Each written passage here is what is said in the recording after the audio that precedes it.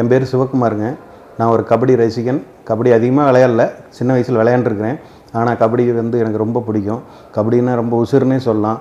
அந்த மாதிரி கபடி ஜாம்பவான்கள் எல்லாம் நம்ம தமிழ்நாட்டில் இருந்து எல்லாத்தையும் பார்த்து அவங்கள்ட்ட அனுபவம் இப்போ விளையாடுற பசங்களுக்கு என்ன சொல்லணும் அதெல்லாம் கேட்கலான்னு ஆசை. அதுக்காக எங்கள் ஊர் பக்கத்தில் இருக்கிற முன்னாள் இந்திய அணி வீரர், கபடியின் சாணக்கியன், நான் சின்ன வயசுலேருந்து பார்த்து வியந்த ஒரு கபடி ஜாம்பவான் தாளையூர் அண்ணன் சாமியப்பன் அவர்களை இன்றைக்கி பார்க்க வந்திருக்கிறேன். அண்ணன்ட்ட நம்ம சந்தேகம், அவர் அனுபவம் எல்லாம் கேட்கலாம். அண்ணா வணக்கங்கண்ணா. வணக்கம்.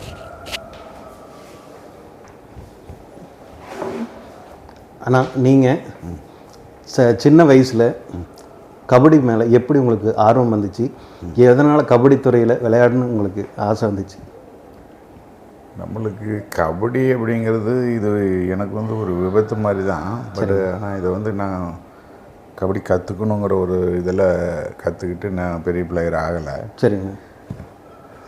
எந்த ஒரு விளையாட்டுலேயும் தோல்விங்கிறத என்னால் தாங்கிக்க முடியாது. நான் கம்பு சண்டை நல்லா பண்ணுவேன், கராத்தே நல்லா பண்ணுவேன். சரிங்க.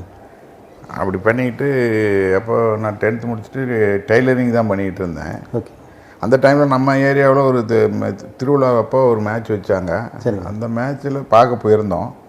அப்போ என் ஃப்ரெண்டுங்கெல்லாம் சேர்ந்துக்கிட்டு விளையாடலாம், நீயும் விளையாடுவா. ஏன்னா கராத்தாவையும் கம்பு சண்டையும் நல்லா பண்ணுறதுனால இதே நல்லா பண்ணுவாங்கிற ஒரு கோணத்தில் அவங்க ரொம்ப தொந்தரவு பண்ணானுங்க. அப்படியே தெரியாத விளையாட்டை என்னடா போய் விளையாடுறது, ஏன்டா அப்படி பண்ணுறீங்க அப்படின்னு சொல்லி கேட்டேன். இல்லை நீ விளையாடலான்னானுங்க. அப்புறம் விளையாண்டு ஒரு அக்கமாப்பேட்டை ப்ளூ டைம்ஸ் அக்கமாப்பேட்டைங்கிற டீமுக்கிட்ட முத தோற்றுட்டோம். தோற்ற உடனே அவங்கெல்லாம் ஜெயித்த உடனே என்னமோ ஒலிம்பிக் டீமை ஜெயித்த மாதிரி ஒரு தூக்கி போட்டுக்கிட்டு ஆட்டம் ஆடிக்கிட்டு கிரவுண்டில் பல்ட்டி அடிச்சுக்கிட்டு அது நம்மளை அசிங்கப்படுத்துகிற மாதிரி பண்ணிட்டாங்க. அந்த நேரத்தில் ஒரு பிடி வாத்தியார் வந்து நம்ம ராமசாமி சாருன்னு சொல்லி ஒருத்தர் இருந்தார். அவர் வந்து நல்லா விளையாண்ட தம்பி, கை கொடுன்னு கை கொடுத்தாரு. ஒரு 10 ரூபா அப்போ கொடுத்து டீ சாப்பிடுங்க போய் எல்லோரும் அப்படின்னு சொல்லி கொடுத்தாரு. அப்புறம் டீ சாப்பிட்டு அப்போல்லாம் 15 பைசா தான் இந்த சாதா டீ. சரிங்க. அப்புறம் சாப்பிட்டு இந்த டீம் ஜெயிக்கும் அந்த டீம் ஜெயிக்கணும் எல்லாம் பெட்டு கட்டிக்கிட்டு இருந்தோம். அந்த தோல்வி நம்மளை வந்து அவனுங்களை ஜெயிச்சுட்டு நம்ம கபடியை விட்டுறணும் அப்படிங்கிற ஒரு வெறி வந்தது. சரிங்க. அதனால் தினம் ப்ராக்டிஸ் பண்ண ஆரம்பித்தோம்.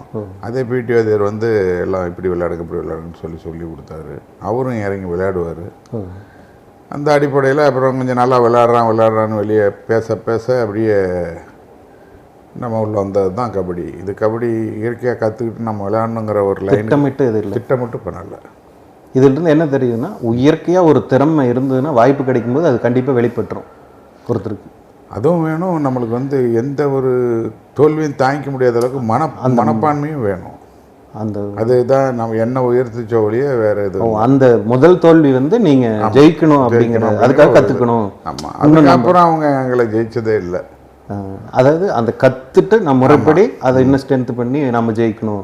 கரெக்ட். அதாவது நம்ம சும்மா நான் ஜெயிக்கணும்னு ஆசைப்பட்ட மட்டும் பத்தாது, அந்த திறமையை வளர்த்துக்கணும் அப்படின்னு தினம் எனக்கு நான் ப்ராக்டிஸ் பண்ணுவேன், ரெகுலராக ப்ராக்டிஸ் பண்ணுவேன்.